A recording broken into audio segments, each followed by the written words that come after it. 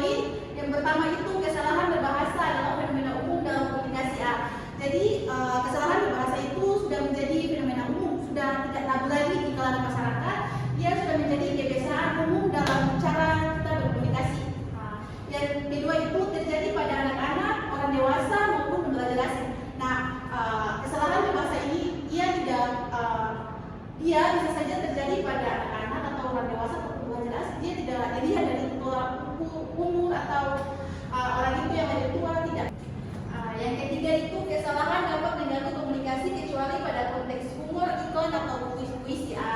Jadi kesalahan itu dapat mengganggu komunikasi, tetapi kalau pada konteks humor, puisi dan iklan itu tidak bisa dikecualikan.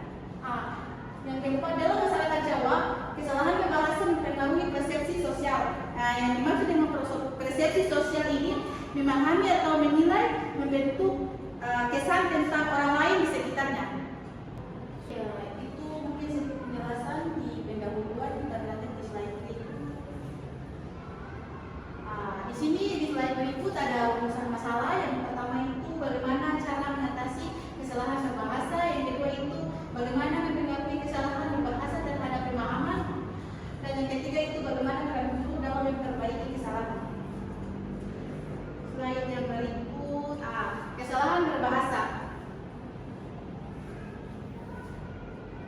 Kesalahan berbahasa yaitu ketimpangan dari kaidah bahasa baku yang dibedakan dengan kekeliruan kesalahan yang bersifat sistematik dan kekeliruan.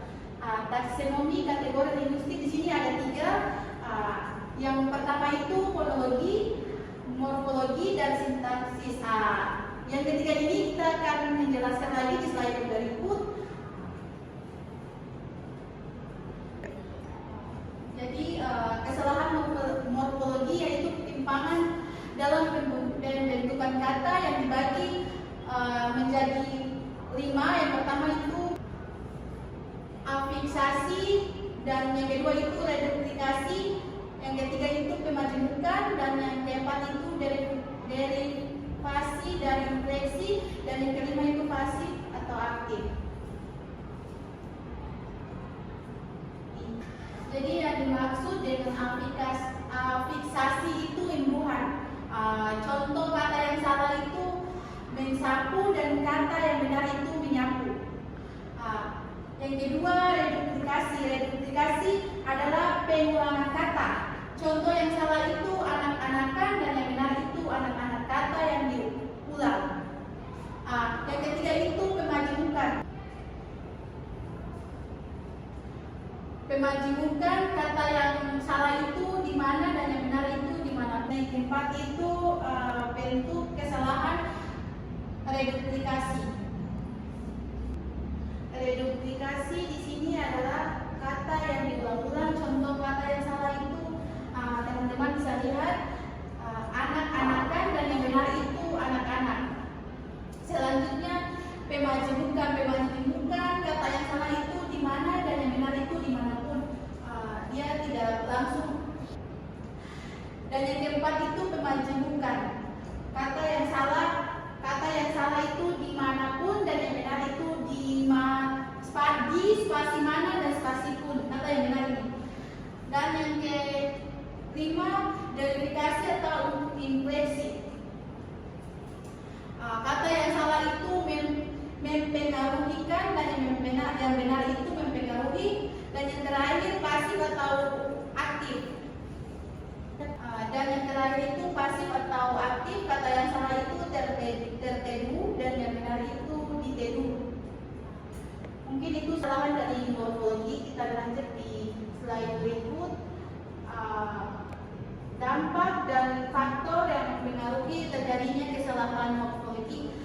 Yang pertama itu faktor penyebabnya kurangnya penguasaan kaidah, dan yang kedua itu pengaruh bahasa daerah atau bahasa asing, dan yang ketiga itu kebiasaan informal. Dampaknya itu ambiguitas makna, dan yang kedua itu menurunkan mutu karya, dan yang ketiga membiasakan bentuk salah, dan yang keempat itu hambatan pembelajaran bahasa. Baik, selanjutnya ada kesalahan fonologi.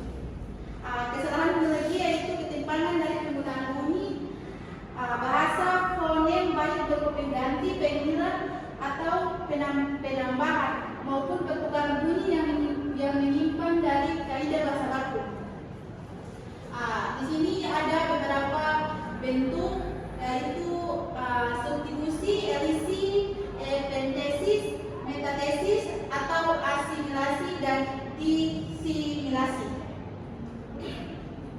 Itu substitusi. Substitusi yaitu bunyi pengganti suatu fonem dengan fonem yang lainnya. Contohnya sama dan sema.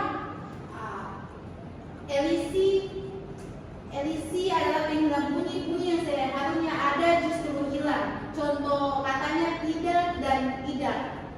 Epentesis yaitu penambahan bunyi, penambahan fonem yang tidak diperlukan. Contohnya istri dan isteri.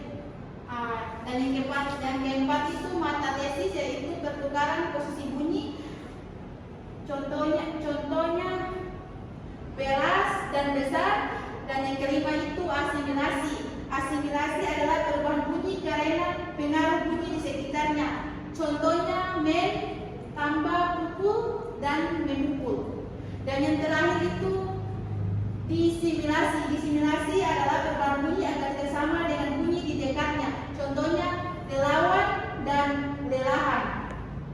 Jadi mungkin itu kesalahan dari fonologi. Kita beranjak di slide berikutnya, ada dampak dan faktor kesalahan fonologi. Yang pertama itu faktor interferensi bahasa daerah, dan yang kedua itu interferensi bahasa asing, dan yang ketiga itu kebiasaan informal, dan yang terakhir itu kurang pemahaman aturan fonologi. Dampaknya itu mengurangi kejelasan komunikasi, menurunkan mutu bahasa, dan yang terakhir itu menimbulkan kesalahpahaman. Teman-teman bisa lihat sudah saya tampilkan di PPT.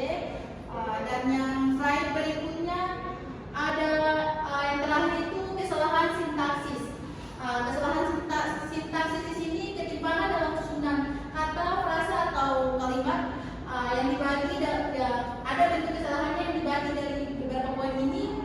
Ada frasa dan kalimat tidak efektif, pleonasme dan kontaminasi kalimat, dan konjungsi salah atau yang terakhir kalimat tidak sejajar.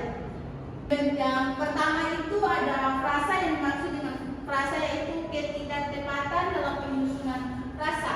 Contoh kata yaitu rumah besar sekali yang mewah, dan yang kedua itu rumah yang besar sekali dan mewah. Yang salah itu yang pertama tadi saya sebut. Mungkin itu yang dapat saya sampaikan. Yang kedua itu kalimat tidak efektif. Kalimat tidak efektif itu di contoh yang salah itu dia pergi ke pasar untuk membeli sayur-sayuran dan juga buah-buahan sekaligus. Contoh yang benar, dia pergi ke pasar untuk membeli sayuran dan buah. Yang ketiga, pleonasme. Yang dimaksud dengan pleonasme itu penggunaan kata yang berlebihan. Contoh kata yang salah itu naik ke atas, pergi ke bawah, masuk ke dalam. Dan yang benar itu naik turun. Dan yang keempat itu ada kontaminasi kalimat. Kontaminasi kalimat itu pencampuran dua pola kalimat. Contoh yang salah itu waktu dan tempat saya persilahkan, dan yang benar itu waktu dan tempat kami persilahkan. Yang kelima itu ketidaktepatan penggunaan konjungsi. Contoh yang salah karena dia sakit sehingga tidak masuk sekolah, dan yang benar itu karena dia sakit, dia tidak masuk sekolah. Yang benar itu.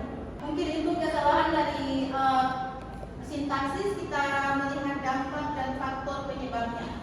Yang pertama itu faktor penyebab interferensi bahasa daerah, pengaruh bahasa asing, kurang penguasaan tata bahasa, dan yang terakhir itu kebiasaan lisan.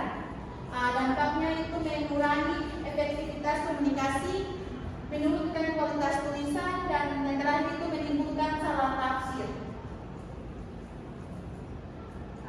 Yang terakhir itu ada kesimpulan. Kesimpulan ini akhir dari materi yang saya sedikit jelaskan tadi.